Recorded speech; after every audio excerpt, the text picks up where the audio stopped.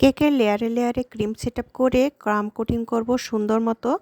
তারপর কেকটা একটু রেস্টে রেখে আবারও ফুল ফিনিশিং শেয়ার করব। আসসালামু আলাইকুম এভরিওয়ান।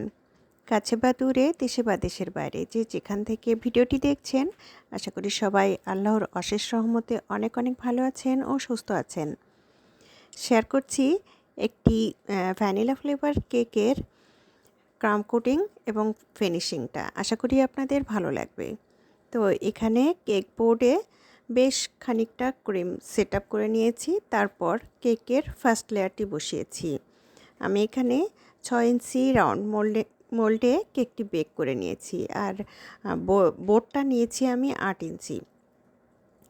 তো এখানে ফার্স্ট লেয়ারটি বসিয়ে দেওয়ার পরে সুগার সিরাপ অ্যাড করে তারপরে হোয়াইট ক্রিম সেটআপ করে নিয়েছি। ক্রিমটা কিভাবে সেট করছি অবশ্যই দেখে বুঝতে পারছেন। যারা নতুন আছে তারা অবশ্যই দেখলে শিখে নিতে পারবে। তো আমি ফার্স্ট লেয়ারটি বসিয়ে দেওয়ার পরে সেকেন্ড লেয়ারটিও বসিয়ে দিয়েছি। আর এবার এখন ক্রিম সেটআপ করে নেওয়ার পরে লাস্ট লেয়ারটি সেটআপ করে নিচ্ছি। এরপর কিন্তু অফ স্ক্রিনে আমি সুগার সিরাপ অ্যাড করে নিয়েছি। এরপর অল্প পরিমাণে ক্রিম দিয়ে ক্রাম কোটিং করে নেব। একটা সুন্দর ক্রাম কোটিং একটা কেক ডেকোরেশনের জন্য যথেষ্ট প্রয়োজনীয়। তো যখন আমরা ক্রাম কোটিংটা করব তখন কিন্তু ওপরটা যতটা সম্ভব ফিনিশিং দেওয়ার চেষ্টা করব।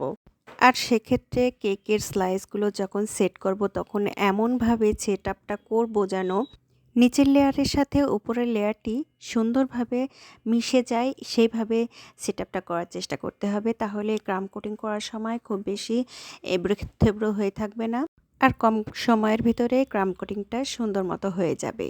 তো এরপর কিছুটা সময় মিনিমাম আধা ঘন্টা ফ্রিজের নর্মাল চেম্বারে একটু রেস্টে রাখলে এই ক্রামগুলো সেট আপ হয়ে যাবে। তখন তারপর ফ্রিজ থেকে কেকটা বের করে অতিরিক্ত ক্রিম দিয়ে পর্যাপ্ত পরিমাণে ক্রিম ওপর থেকে আগে সেট আপ করে নিয়ে তারপরে আমি ফিনিশিংটা দিব।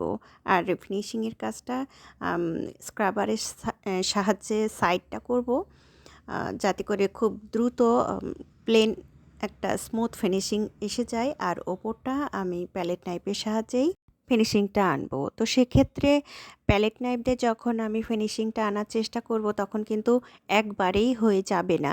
অনেকটা ধৈর্য নিয়ে এই টাইমটা কিন্তু মনে হয় যে কমপ্লিট হয়ে গেছে, কিন্তু তারপরও দেখা যায় কিছুটা এলোমেলো হয়ে রয়েছে। এই জন্য এই ক্ষেত্রে একটু ধৈর্য নিয়ে ফিনিশিংটা আনতে হয়। ভিডিওটি আজকের মতো এই পর্যন্তই রাখবো।